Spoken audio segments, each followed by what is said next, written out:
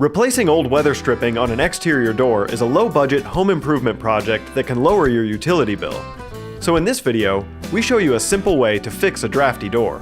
The tools that you may need for this project are new weather stripping, measuring tape, scissors or a utility knife, a dry cloth or paintbrush, a scraper, and pliers. First, remove the old weather stripping. You may need to use pliers to pull it away from the frame. Visually inspect the frame and make sure it is clear of any debris before you start installing the new weather stripping. Measure the length of each side of the frame and cut the new weather stripping accordingly.